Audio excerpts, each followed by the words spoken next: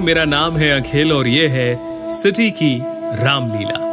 माना जाता है कि आदि कवि वाल्मीकि जी ही इस कलयुग में गोस्वामी तुलसीदास जी के रूप में जन्मे और उन्होंने मानव जाति के उद्धार के लिए संवत 1631 में रामचरितमानस की कथा का आरंभ किया।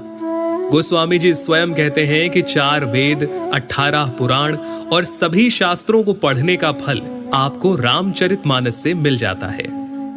राम जी की कथा सबसे पहले शिव जी माता पार्वती को सुनाते हैं।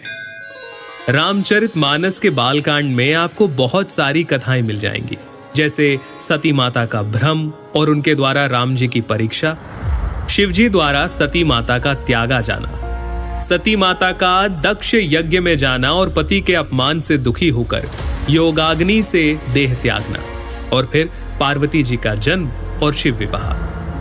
परंतु राम जी के अवतार लेने के 2 मुख्य कारण रामचरितमानस में आप जान पाएंगे।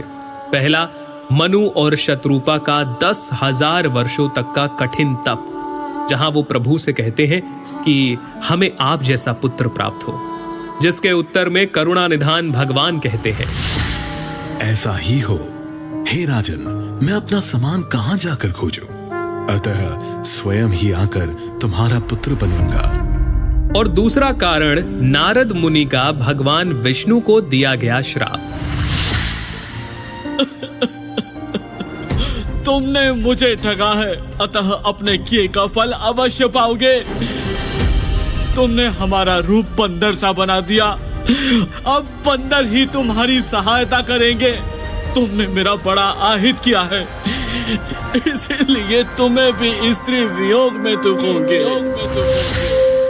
एक ओर जहां राम जन्म की भूमिका बन रही थी, वहीं पुलत्स्य ऋषि के कुल में जन्म हुआ भाइयों समेत 10 सर और 20 भुजाओं वाले प्रचंड पराक्रमी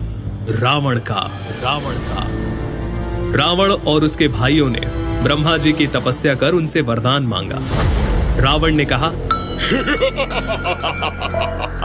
हे जगदीश्वर, वानर और मानव, इन 2 जातियों को छोड़कर हम किसी के मारे ना मरे।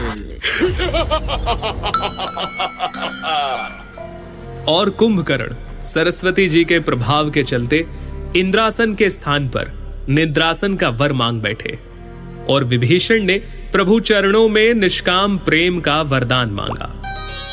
चलिए आगे बढ़ते हैं और आते हैं राजा दशरथ पर, जिन्हें ग्लानि थी कि उन्हें कोई पुत्र नहीं था।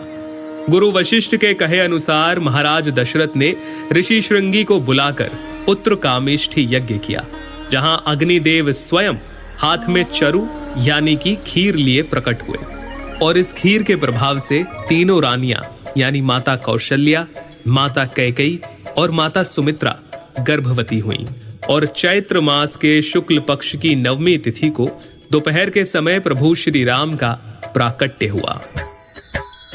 9वीं तिथि मधुमास पुनीता, 9वीं तिथि मधुमास पुनीता, शुक्ल पक्ष अभिजीत हरि प्रीता, मध्य दिवस अति शीत न घामा, पावन काल लोक विश्रामा। राम सिया राम, बोलो राम सिया।